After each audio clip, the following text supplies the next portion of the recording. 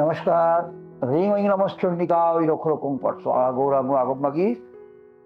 আজ গুরু সম্বন্ধে আমি একটু আলোচনা করি। গুরু গুরু ব্রহ্মা গুরু বিষ্ণু গুরুদেব মহেশ্বরম গুরু সাক্ষাৎ পরম ব্রহ্ম তস্मै শ্রী গুরুবে নমঃ। অজ্ঞানং তিমিরং যস্য জ্ঞানাঞ্জন শলাকায়ং চক্ষুর্মিলিতং येन তস্मै শ্রী গুরবে নমঃ। গুরু কি জিনিস সেটা না জেনে গুরু সম্বন্ধে মতামত দেওয়াটা একটা দৃশ্যতা আমার কাছে অর্থ মনে করি। কারণ আমার জন্মের পূর্বেই কিন্তু গুরু আর ইষ্ট আমার নির্ধারিত ছিল। আমার দেহ হলো 3.5 হাত একটা জমি। এই জমিটাতে পড়ে আছে, জমিটা চাষের অযোগ্য নয় আবার যোগ্যও নয়। সেই জমিটাতে চাষ করতে হবে। কি চাষ করতে হবে না, আমার জ্ঞানের চাষ। জ্ঞান জ্ঞান আমি জ্ঞান কিছু জানি না, জ্ঞান অর্জন করবো কোথা থেকে? এই জ্ঞান অর্জন করার জন্যই কিন্তু গুরুর দরকার। এই 3.5 হাত জমিতে উনি আমাকে কেবলমাত্র একটি ইষ্ট মন্ত্র প্রদান করেছিলেন। একটি মাত্র ইষ্ট মন্ত্র ওই প্রদান করেই উনি ক্ষান্ত হয়ে গেছিলেন। আর কি করেছিলেন না, ওনার হাত ছিল আমার মাথার উপর। কারণ গুরু কিছু করতে পারে না। গুরু ওই ইষ্ট বীজ মন্ত্র, প্রস্ফুটিত ইষ্ট বীজ, যেটা একাধিকবার, কয়েক লক্ষ বার, কয়েক কোটি বার উনি পুনশ্চরণ করে সেই মন্ত্রকে উনি জাগ্রত করেছিলেন। স্বয়ং ভগবতীর একটি ইষ্ট বীজ, এক অক্ষর যুক্ত একটি ইষ্ট বীজ, উনি সেটাকে প্রস্ফুটিত করেছিলেন। সেই বীজটি উনি আমাকে প্রদান করলেন। এইবার এই প্রদানের কিছু নির্ধারিত কিছু জায়গা আছে, তাদের পরম্পরা বেসিসে সেই ইষ্ট নির্ধারিত হয়ে থাকে। যেমন আমাদের পরম্পরা যেটা ছিলেন আগম পরম্পরাতে, আমাদের সর্বপ্রথম বীজ নির্ধারিত হয় জিহ্বায়, তারপরে কর্ণকুহরে, তারপরে আমাদের যে শতচক্র আছে, এই শতচক্রের মধ্যে সেই বীজ একটি কোনো নির্ধারিত বীজ দিয়ে তা প্রদান করা হয়। একটি নির্ধারিত বীজ, ফল, সেই ফল দিয়ে ওই বীজ মন্ত্রটিকে প্রদান করা হয়। এই হলো দীক্ষার মূল উপকথন। এইখানে আমার বলার একটাই কারণ যে ইষ্ট ও গুরু কিন্তু আমার নির্ধারিতই ছিল। গুরু হওয়ার আগে আমার ইষ্ট যে নির্ধারিত ছিল তার কিছু প্রমাণ আমি আপনাকে বলব। গুরুর নিকট থেকে হইতে বিশেষভাবে নূতন করে সেই ইষ্টকে আমি কেবলমাত্র শুনেছি। ইহাই আমার পরমেশ্বরের আদেশ। গুরুর নিকট হইতে বিশেষভাবে প্রাপ্ত, তাই আমার শ্রীনাথ, আমার নতুন জন্মদাত্রী পিতা সম্মান, তাকে আমি নতমস্তকে প্রণাম জানাই। গুরুর নিকট দীক্ষিত হওয়ার আগে থেকেই আমার ভালোবাসা ও ভালো লাগার দেবদেবীর অবশ্যই ছিল তা অন্তর্নিহিত। সেই তো আমার ইষ্ট, যে আমার অন্তর্নিহিত ভাবে বহু পূর্বেই আমার নির্ধারিত ছিল।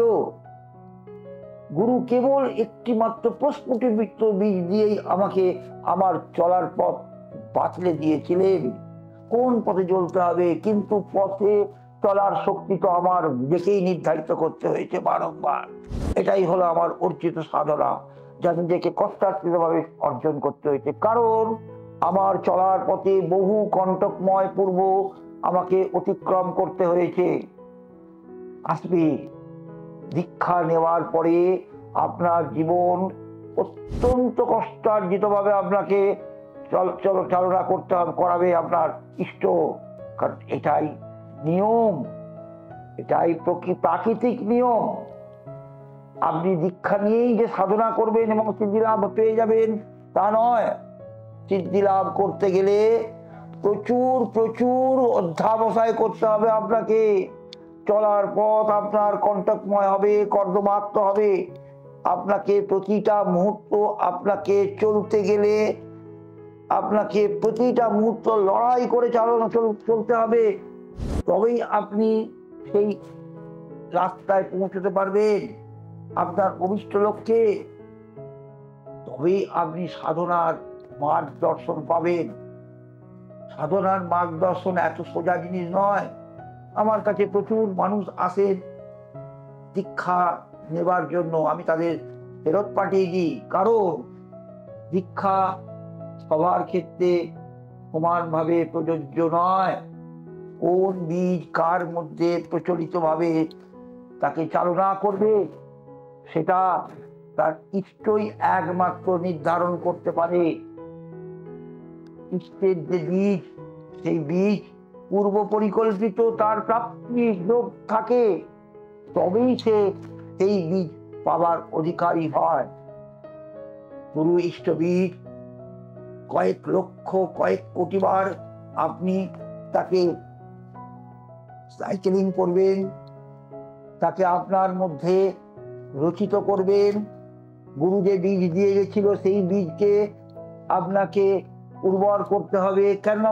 গুরু জানেন, গুরু বোঝেন যে কোন জমি উর্বর কোন জমি অনুর্বর। এটা একমাত্র গুরুই কিন্তু সেটা নির্ধারণ করতে পারবে। যে কারণে দীক্ষা নেবার পূর্বে বেশ কিছুদিন গুরুর সঙ্গে নিজেকে অতিবাহিত করতে হয়। গুরু যাতে চিনতে পারে, জানতে পারে, বুঝতে পারে আপনার মধ্যে কোন বীজটা আপনি দিলে আপনি সেখান থেকে অঙ্কুরোদ্গম সহজেই ঘটাতে পারবেন।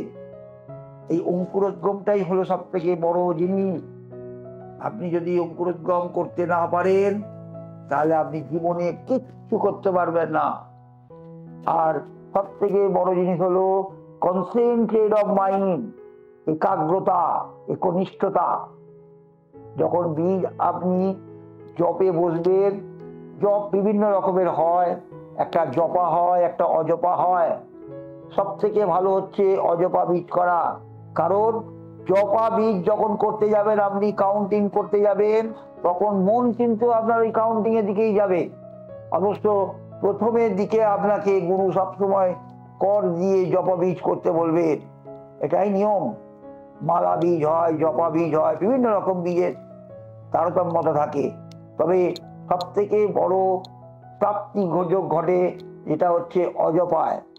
সেটা গুরুর পারমিশন ছাড়া আপনি অজপা করতে পারেন না।